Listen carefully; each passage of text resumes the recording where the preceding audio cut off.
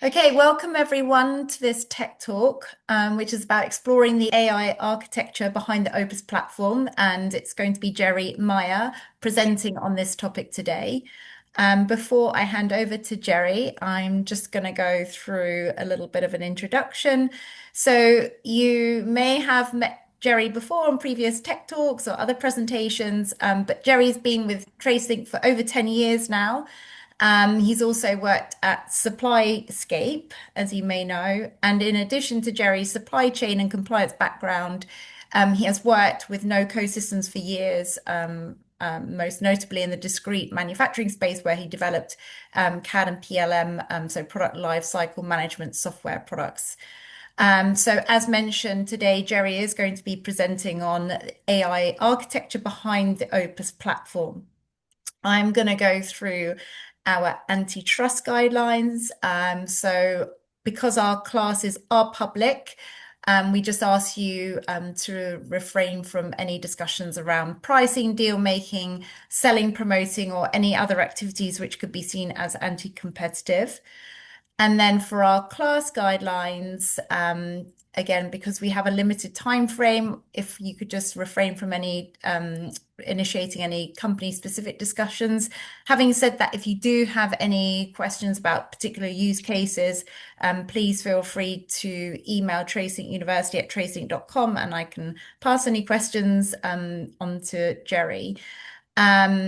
This is being recorded. But if you do have any questions at the end, please feel free to ask any questions either by unmuting the line or by posting any questions in the chat. And I'm going to ask a couple of questions myself as well. But I'm going to hand over to Jerry now. So thank you very much, Jerry. Great, thanks, Laura. So for the agenda for today, what we're going to do is first I'm just going to cover a little bit about how AI and its relationship with data. Then I'm going to go into agents, assistants, something we call an IOTDR framework. You're going to learn more about what that means, and a generative user interface. Then I'm going to talk. Then I'll explain a little bit about use cases we're hearing from our customers and some of the agent complexity that we find is valuable, levels of agent complexity, I should say. And then we're going to close down with the last handful of slides, looking at what's under the covers within the Opus platform that you might not interact with directly, but you're going to certainly be benefiting from via the agents and assistants. Okay, so let me just dive right in. And just to start off, it's fairly well understood across the industry that for AI and for agentic capabilities to really work or to get benefit from them, you really have to have data. Now, within TraceLink, the way we do this, if you're dealing with partner data, that the main way of getting partner data is through the Mint application. If you're trying to get a hold of some process data, the main way you do that within TraceLink is through Poet. And finally, product data, that's really housed in our track and trace services area of the product suites. So those are, ways that you get data that then can power the agentic capabilities on the Opus platform. Now, our customers typically, what we're hearing from them, they sort of want to start small. Let's say one application like Mint, and when they do that, then they might start with just a small number of transactions, maybe 2 or 3 transactions, like PO invoices, PO acknowledgments, maybe even application advice, things of that nature. So there's a very small number of transactions that they might work with to get started and then grow over time. And they can continue to grow their agent definitions, just like they can grow the transactions that they're interacting with in Mint. So they also, as they grow their agent definitions and the scope of those agents, they can also go from a very limited autonomy in the beginning to a more autonomous agents as time goes on. So we're going to explore a lot of these details as this tech talk goes on. Okay, so let me go ahead and dive right in to the agents, assistants, and the IOTDR framework and generative UI. So we're going to start off with the IOTDR framework because I've used that term a few times now, and then we'll talk a little bit more about the agents, assistants, and the generative UI that you interact with them on.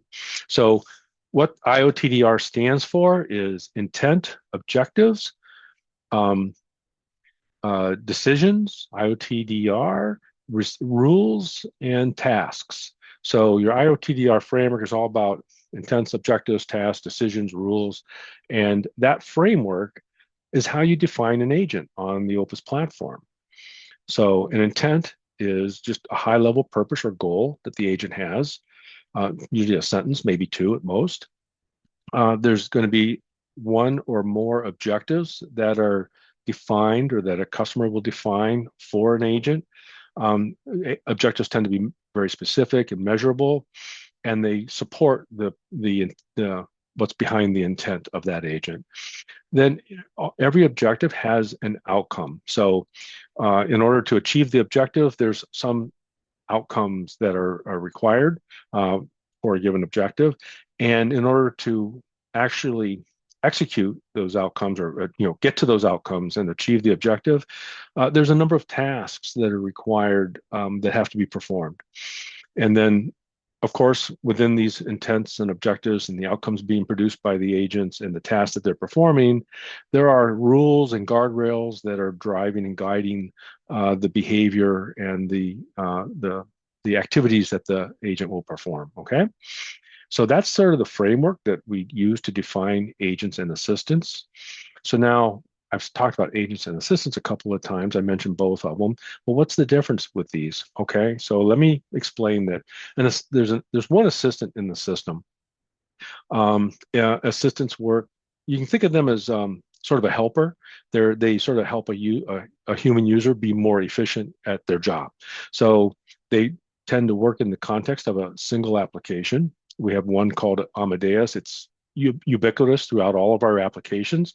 But it only works on one application or one solution at a time when the user's interacting with it.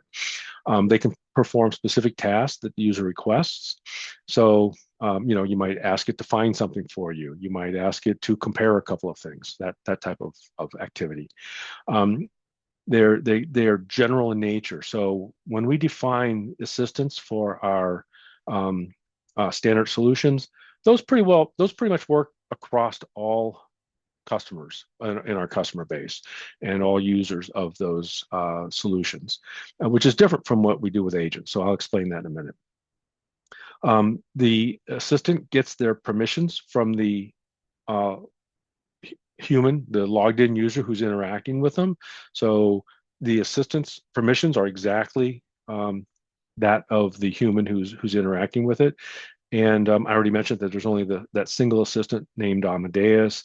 And its capabilities actually change depending on what solution you're in, because there's, Mint has different kind of objects. It has B2B transactions versus the Poet solutions.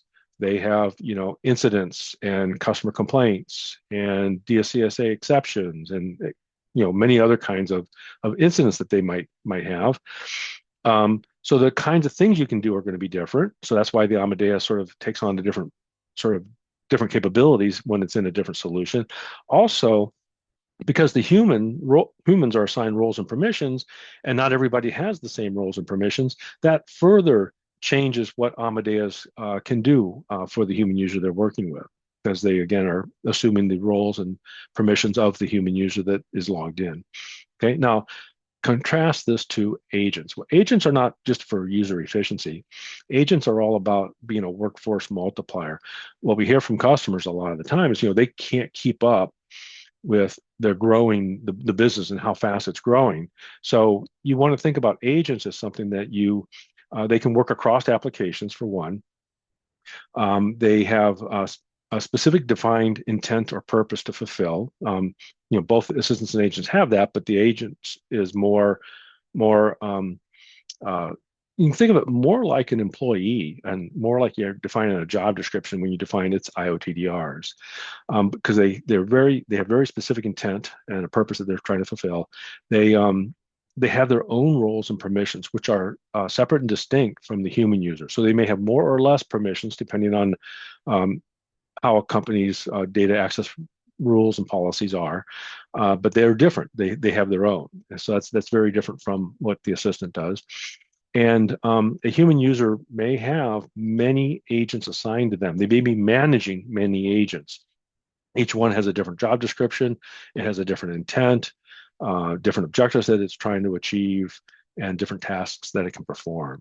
So that's sort of between agent and assistant. Assistant's one application, assuming the human user's permissions and roles, and sort of being a helper. Agents are really a workforce multiplier. So you always want to think that way. And now we're going to go into some more examples on use cases and things that to maybe try to help distinguish the difference between them. So with that said, um, take some example use cases that an assistant might do for you. You might say, find me purchase order 123, and let me see what it contains. You might say, find all purchase orders that I've placed with this supplier and that had this product on them. And the assistant would basically execute those queries as appropriate. You might say, I want to acknowledge this purchase order 123 exactly as it is. I want to place a PO acknowledgement exactly based on the PO as is. It's acceptable of the way it's defined. Okay, those are the kind of things you might ask an assistant to do. Very specific, very targeted tasks that you just want it to go do for you. So that's where you get your efficiency from, because you're not pointing and clicking and filling in a bunch of fields and then trying to do that work yourself. Take an agent though. The use cases you might see for an agent are you want it to automatically acknowledge purchase orders based on forecasts and contract information and other rules that you might have written in your SOPs. So here's where you start to see how, while an assistant can be very general purpose, and we can basically define an assistant that works across many customers, when you get into agents, what happens is your agents are going to be very SOP specific. They're going to be very well tailored based on your standard operating procedures of your company. So you might, when you do PO acknowledgements, as an example, you might do a two-way match between the PO and the invoice, or you might do a three-way match between the PO and the invoice and the ASN, or other transactions that you want to compare against. And when you're doing, PO, when you're evaluating POs, you may look at different kinds of information depending on what your company's processes are. Okay, so these are, again, agents versus assistants, and sort of how you want to think about the two. And then let me go ahead and move on to the dynamically generated user interface. So regardless of whether you're interacting with an agent or an assistant, you're going to be interacting with it via an agentically rendered, a dynamically rendered user interface. So now this interface has changed. Things are moving very fast in the AI world, and the way these interfaces are defined and the way the agents and assistants know what interface to render, we have this concept called patterns, interfaces, and elements. And so they're all metadata driven, and the agents and assistants know how to read those pattern definitions and then render the appropriate user interface based on the user's goals at the moment, what objective they're trying to accomplish, what tasks they're trying to perform. It knows how to do that. So, but regardless of sort of exactly what the user interface looks like right now, or in the screenshot, it is being rendered. So if an agent, for example, might be trying to fill out a purchase order for you, and it's asking, well, it might say, well, there's 3 suppliers that can provide this product that you're asking me to order. It'll pop up a card or 3 cards that say, which supplier would you like to select? And then you can select one of them.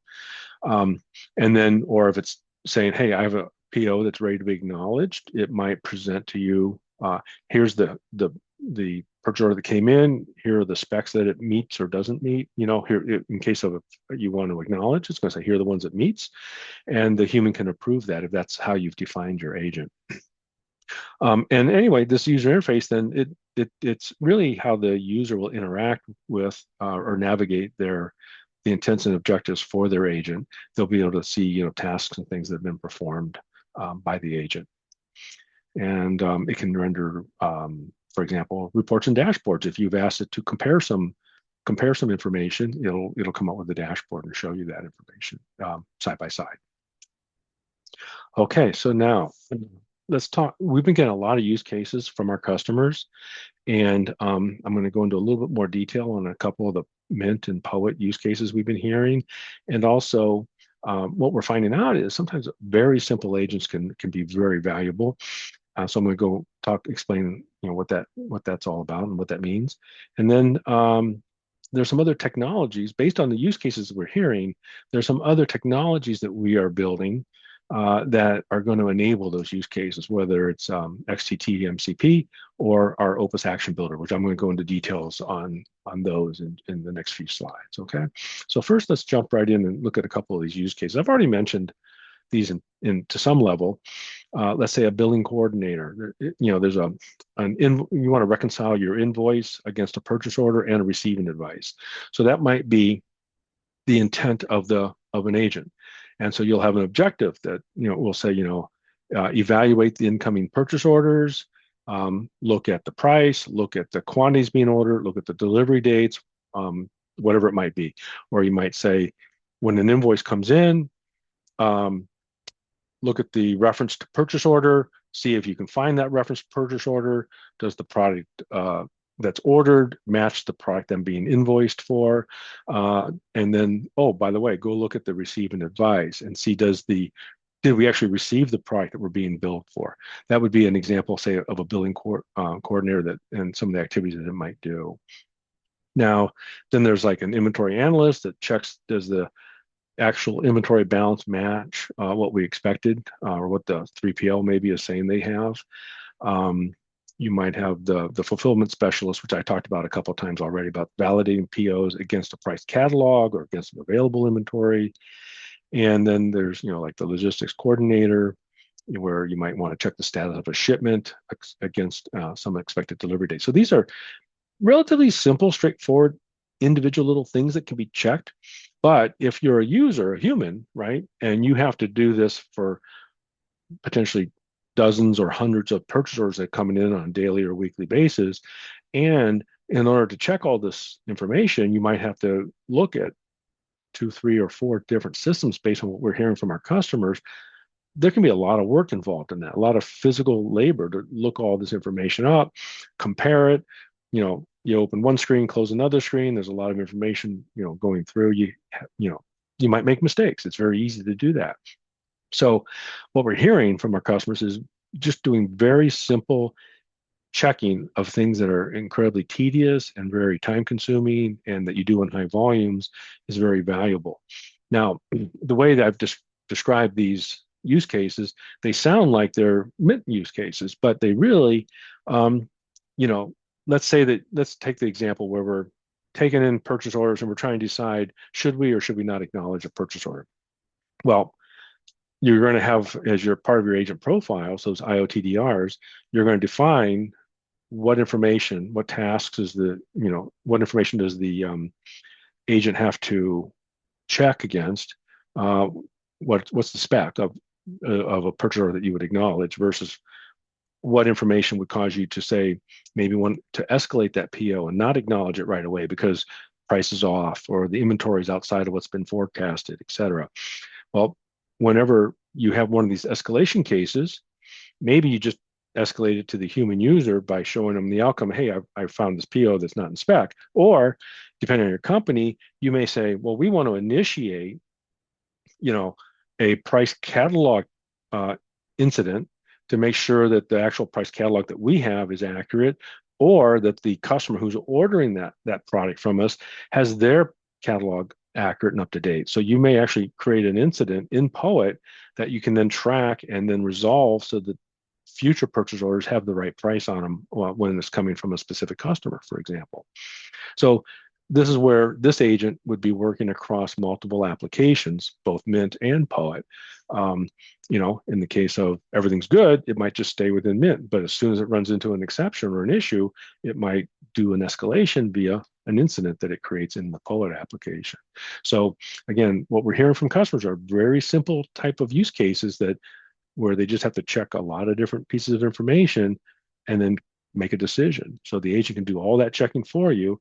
And if things are in spec, you potentially over time might say, hey, let it just acknowledge that PO, or if you're not comfortable with that, right, a lot of customers might say, oh, hey, in our IOTD, we're just going to say show the human user, show the manager what POs can be acknowledged, and let them do the acknowledgement themselves um, by pressing the approve button, and only and or escalate the ones that are challenged. Okay, and then the human can follow up. So those are the kind of use cases. Now, in order to do this, there's some other technologies that we do have to bring to bear, in addition to just the agent capabilities themselves. So one is, well, how do we trigger an agent to actually start doing some work, right? You've defined an agent, you've defined its profile, given it some objectives and outcomes that it has to produce as part of those objectives. Now we have to trigger it. So we've created this new application called the Opus Action Builder. And what the Opus Action Builder does is it lets you um, listen to events coming into this or in the system, like the arrival of a purchase order, and and then trigger an action. So you listen to the event, purchase order arrives, you trigger an action, which is a small piece of JavaScript, could be very, very short, and it then fires off an agent and says, hey, whenever a PO arrives, I want this agent to evaluate it based to work on this objective.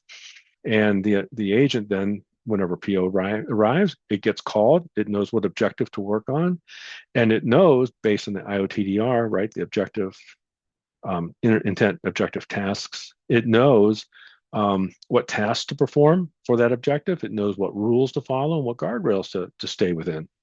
So the so that's how this Opus Action Builder can be used to trigger an agent into action. So the way this works, POs come in all day long, all evening, all overnight.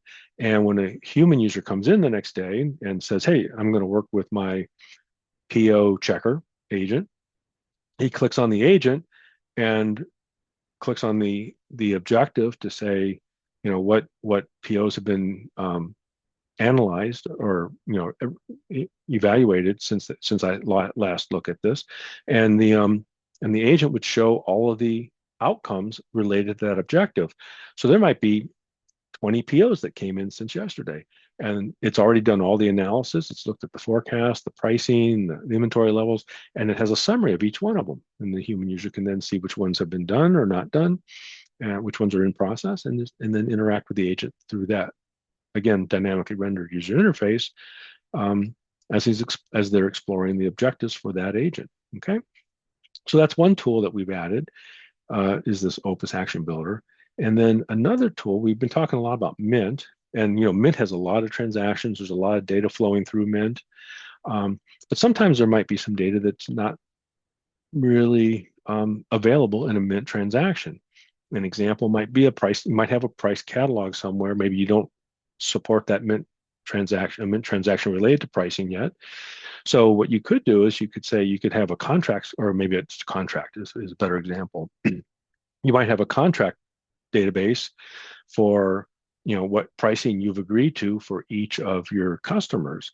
So what you could do is, there's a XTT for MCP, Model Context Protocol. It's a standard for how agents can interact either with other agents or with tools.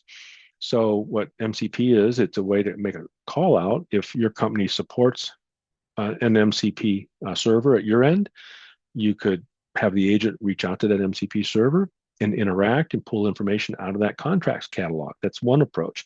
If your company maybe doesn't use MCP, doesn't have a server of that nature stood up yet, because it's relatively new in the whole agent world. Then there's another thing. There's another XTT capability where you can just write a small piece of JavaScript, and XTT takes care of the various. You can capture all the authentication information for this JavaScript program, and the JavaScript can reach out to your contract system directly and just extract the exact information that you want to reach out. So these are tools that a customer can define when they're defining their agent profile. That we'll define these tools and make them available to their agent. Just again using natural language, and when they define those IOTDRs. And so that's those are a couple of the tools that are available. the Opus Action Builder and also the XTT for MCP or the other XTT capabilities I mentioned about just reaching out directly via a JavaScript program. Now, okay, so we've covered a lot of the things that our customers would use or interact with agents, how they would interact, and via the agent profiles, those IOTDRs, agents and assistants, right? We've covered all that, and the dynamically generated user interface. What we haven't talked about yet is sort of what makes all this possible under the covers. We've got an Opus Brain we're going to talk about, something called reasoning artifacts, a fine-tuning process that we use for large and small language models, semantic search capabilities we've added into the Opus platform, and some observability capabilities. I'm not going to cover the things we've already talked about, like XTT and agents, because I think we've spent enough time on those. So let me dive right into the stuff that's behind the scenes here. And the first thing is the Opus Brain, which is an abstraction layer. It's an abstraction layer around a whole network of brain agents.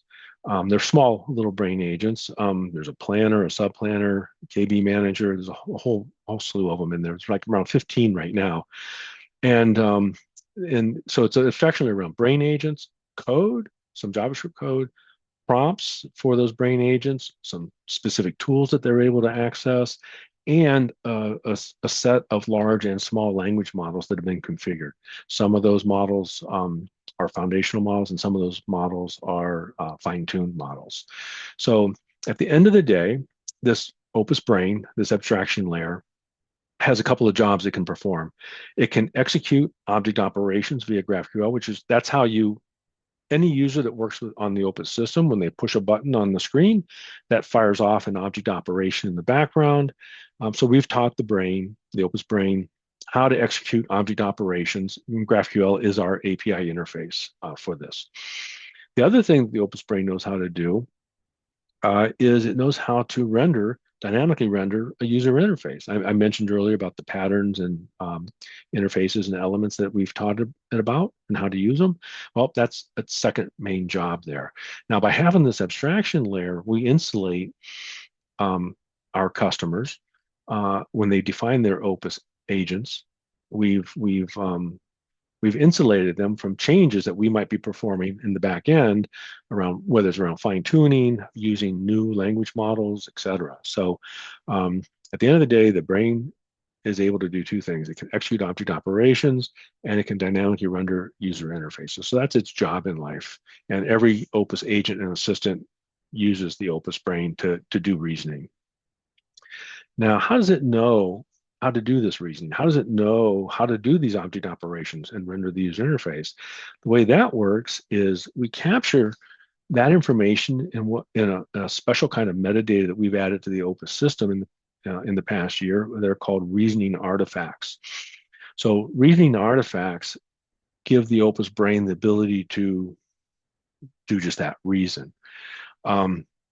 These reasoning artifacts are inherent at every level of the Opus system, all the way down to individual object type definitions to instances of objects. And I'll just sort of highlight a few of those in a moment. But what is a reasoning artifact? Well, what's the purpose of this object or object type in our system? What use cases is it good for? What's it supposed to, what are the supported use cases? What are the unsupported use cases? What's the operating framework? Like, how do I use it? So there's a whole graph, rich object type schema that we call through GraphQL, that the Opus Brain, we've taught it how to do that. And then are there any other technical instructions about how to execute a decision that it needs to know about, mostly regarding the GraphQL interface and how to work with that. So these reasoning artifacts are used by the Opus Brain both while doing, like at runtime, while doing work on the behalf of a user. These reasoning artifacts are used during the fine-tuning process that we will perform on language models to make them more performant, both performant meaning speed and accuracy. And now, when I said that these are available at every level of the system, we have literally got down to the level of defining what is an object type on Opus. And how do you capture the characteristics of an object type? Well, that's done with fields. So we capture on, what is a field and the fact that object types can have fields. And then we say, well, what are some instances of object types? Well, An application is an instance of an object type. A solution is an instance of an object type. And what's an instance of an application? Well, there's APT, there's MPL. What's an instance of a solution? Well, there's Poet, there's Mint, and it just keeps building. And then within an application, what are its primary object types that it manages? Well, there's for for Poet, I'm sorry, for Mint, there's a base business transaction object in the system that knows everything about B2B transactions, how to exchange transactions data with your partners. Well, what are some examples of B2B transactions? Well, there are invoices, PO acknowledgements, ASNs, set purchase orders. Well, it's not just purchase orders, there's sent purchase orders, there's received purchase orders. In fact, there's actually different kinds of purchase orders depending whether you're external manufacturing or commerce or whatnot. So there's different POs that subtypes that it might actually use. So these reasoning artifacts, we've written hundreds of them on the Opus system, and they define all these fundamental concepts on how to work with Opus. And that's how the Opus Brain is able to do work on a user's behalf, because it knows all this information from the reasoning artifacts. Now let me move on. So I mentioned fine tuning. We do use both foundational models and fine-tuned models. Now, the way we do that, the way we do fine tuning, and we built this into the fabric of all these changes we've actually built into the fabric of Opus. The way this works is we use a teacher-student model where we take a really, really smart LLM with the teacher and another pretty smart LLM, an untrained student, and we feed them a lot of the information from these reasoning artifacts, and they go through this Q&A process and they generate what's called a training set. Now that training set, might have hundreds of thousands of individual little questions and answers that are expected, and every iteration of the creation of one of these training sets, or this fine-tuning process, I should say, it's iterative, and each iteration might take hours to days of processing time. So they go through and they create this training set. Now we have a training set. Then we take that training set and we fine-tune a number of not so smart students. And once we've trained these not so smart students, and we'll do more than one, then what we do is we also go back to that student and teacher, the smart ones, and we ask them to create a test set. So we take from the reasoning artifacts 20 or 30 really good Mint and Poet questions, and we have it carve those up into, again, tens to hundreds of thousands of really fine-grained little tiny questions and create a test set for that. So now we take those not so smart students that have been fine-tuned with the training set, we take those same students and we throw the test set at them, and then we test them. We see how they do, how they perform, both how fast they perform and how accurate they are with their answers. And then after we've done that and we analyze them, we pick one of those, we'll pick one of those to configure inside the Opus Brain for inside of one of its brain agents, which we were just talking about a minute ago. Inside the brain, there's a lot of little brain agents. That's where the LLMs get configured and used. So that's the fine-tuning process that we go through within the core platform. And semantic search is another capability in the back end that you don't actually interact with directly, or at least not right now. And the way this works, we've mentioned all those reasoning artifacts. Well, when the user is interacting with an agent or the assistant and they ask a question or they click on a button on the screen, there's some objective that user has, right? They're trying to do something. They're asking to have something done for them, or they're answering a question, or they're asking for some more information to be brought back to them. Well, when they do that, the Opus Brain has to figure out, well, what objects are really relevant for that question that goal the user has in mind. So the brain will use the semantic search manager, which is a vector database we've added to the system, and it'll find the relevant reasoning artifacts for the job at hand. Then it takes that reasoning artifact and applies the various fundamental concepts in it in order to do the work. So that's how semantic search is used in the back end by the agents and assistants in order to solve a user's problem. And then the last thing that we have as part of this main slide deck here is to talk about observability. Now, when we first started talking about observability and agents and assistants, we were really primarily thinking, well, we need to be able to measure tokens and how many are being produced, how many are being consumed. And that's where we sort of started. And then we realized, there's a lot of other, and we know that we want to share that information internally, so we know what the actual cost for TraceLink is, and we know that our customers are going to want to know, how much they're spending on AI capabilities and how far along they are in their bill. So then we started thinking about it a little bit more. We said, agentic capabilities isn't the only time customers might want to have some observability data related to their billing. There might be other things that they do. Maybe it's serial numbers that they're passing through our system, and they want to know how many they've passed through this month already. So there's a lot of other data that is available to customers if we have a general observability capability that we can expose to them. So we ended up taking it, broadening the scope of this to be more than just the token consumption and things related to agents, and coming up with something that we can both expose internally to our own users and to our customers and their partners via reports and dashboards or other capabilities. So the other thing that's we've evolved here is the LLM token consumption and generation is really a not a very good measure for how much you should be spending on your agentic capabilities. It's more likely what we found is it's going to be related to the outcomes. Remember how I mentioned earlier that the every objective produces an outcome for every interaction that it has going on. So those outcomes are really the work that's being performed. Just like if you hire a new employee and that employee is doing a number of tasks and they ultimately come to their manager with, hey, here's an outcome I've got, right? Here's something that I've produced, or something decisions that I need to be, that I'm going to make based on this data that I found. So that work is really a much more tangible measure that we're going to produce. And what we do is when the agents are working and doing creating their outcomes for the various objectives that they work on via those tasks, we're actually capturing all the metrics around what tasks they're performing, how much time did they spend on each task, how complex was the task. We capture all of that as part of the outcome now in metrics, and that we're going to be able to expose out to our customers in a way that's digestible and meaningful. And we'll also be using it internally to make sure that we understand how much cost an agent is running up, how much server time it's taking and things of that nature, so we can make sure that the costs are covered. So anyway, that's all about observability, and I hope you find that interesting. I think that's our last slide. Yep. And I think it's time for questions. I'm going to stop sharing my slide, Laura, and stop sharing in general.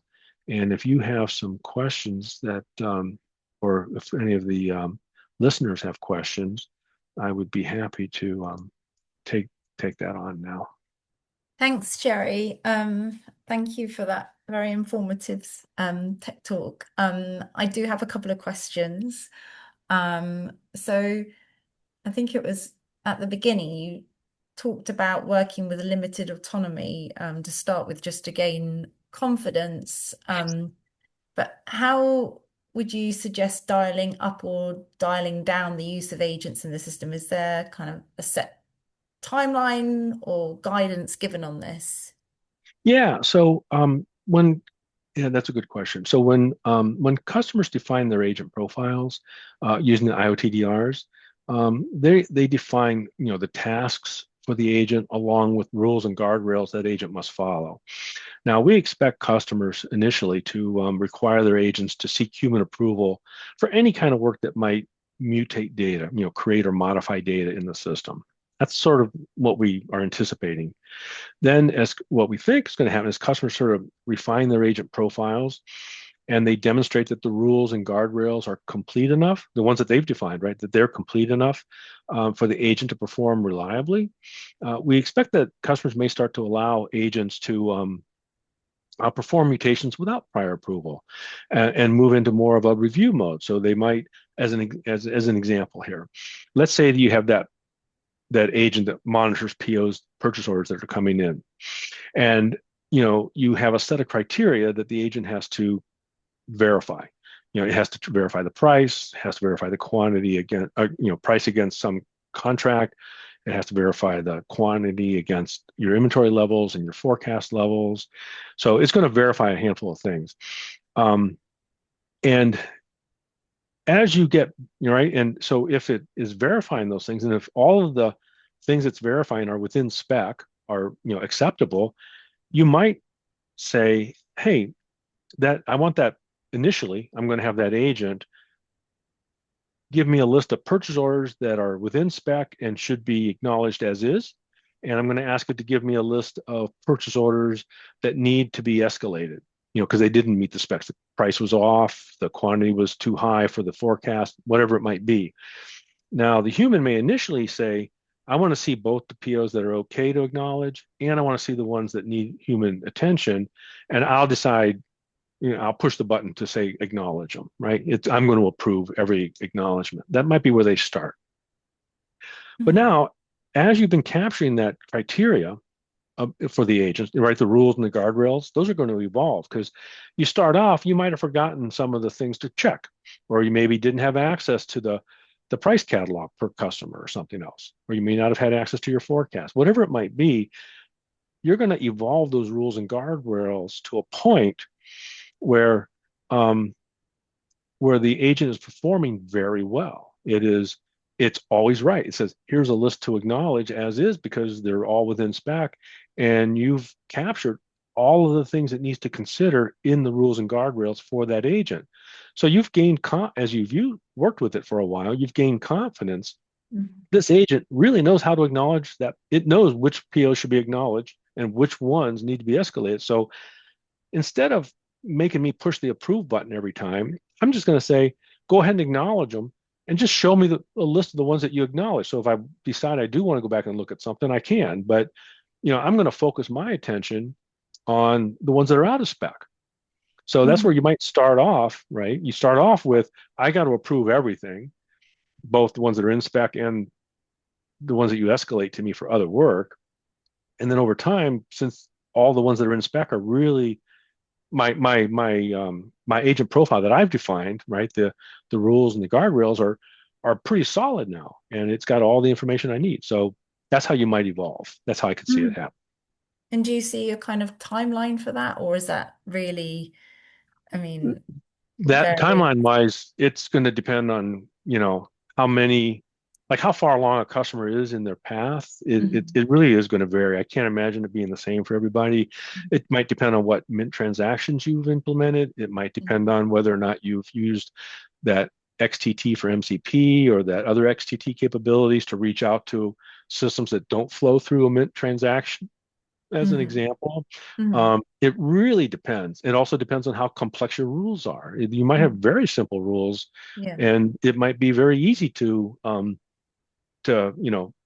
give the agent the information it needs. Again, remember at the very start of this, for agents and assistants to work, they have to have data, and we have ways that within TraceLink to get that data, and we Mhm. have ways to reach out to external systems, even with the various forms of XTT, to get data that we maybe don't have already. So Mhm. that's really gonna vary. Yeah. Okay. Thanks. Makes sense. And can a user usually see the agent in action on the UI, or is there an audit provided showing what the agent has performed in the system? Yeah, good question. And unfortunately, the UI I showed during the presentation was fairly old. And it's evolved quite a bit since then. I probably should update it, and I probably will here shortly in some of my new presentations. But what happens is when a human interacts with an agent, let's say they want to view one of their objectives I click on the agent, I want to interact with it. Now I'm going to view one of the objectives for that agent. The user interface, that dynamically rendered user interface, what it does is it displays all the outcomes for that objective, all this, let's say the in-process ones, all the ones that are sort of still active or recently done, right? So it's going to display all these outcomes. Say PO123 came in, PO456 came in, PO789 came in last night, right? So there's going to be these three outcomes sitting there. And when they came in, the agent started working on the outcomes for doing the analysis on, is this PO in spec or is it out of spec? And what the agent would do is it'll show a list of all the outcomes that are for that objective with a summary of each. Then as a user, I can drill into one of those outcomes. I can click on the PO 123 outcome that Mhm. just came in. And now the user interface, what it's going to display is all the tasks that have been completed by that agent, the work performed, any exchanges it may have had with me. If it was a task that, had some like maybe it was asking me to select a vendor, the user to select a vendor, it'll have those exchanges captured along with, did the human provide this input or did the agent, make some decision based on the criteria. And also, it also captures what's called a progress log that shows sort of some of the thinking that goes on that the agent does when it's looking for different things and what it's evaluating. So it captures that information as well. So that's as a human user who's managing an agent, I'll see that kind of information when I'm traversing that IOTDR framework, right? The objectives, the outcomes, and I can see what it's worked on. Additionally, every operation that's performed by an agent in Opus is captured in the company's audit trail. Mhm. And that audit trail record will include the agent who performed the work and the human user who approved the work. Oh, right. So it'll distinguish between agent versus Yeah, human. human. Yeah, they'll both be in the record because the agent's assigned to a single human, so we know exactly what humans approving that work for that agent. Okay, great. Thank you. And I guess just to end with a, a broader question, in a world where AI is moving at a fast pace, how are we ensuring that TraceLink can adopt and keep up and guide and support customers along the way? Oh yeah, yeah, that's a good one too. So TraceLink has taken the approach of building these agentic capabilities I've been describing into the fabric of the Opus platform and its applications. Mhm. And what that means to start with is I mentioned that Opus Brain, that abstraction layer we discussed earlier. Um, it can have any number of brain agents, and currently I think it's around 15 that are defined inside of it. That brain insulates the agents and assistants that our customers are defining for themselves from the actual language models that are implemented inside the Opus Brain. Now I'm talking about the large language models, the small language models, foundational models, and the fine-tuned models. Those those agents and assistants that customers define, they're insulated from all of that change because we're constantly going to be improving the performance and the accuracy and the speed of the brain agents to make the system better and better all the time. But those language models that actually use for the reasoning, customers don't need to be concerned with that. They'll just get benefit from all those improvements that we keep doing.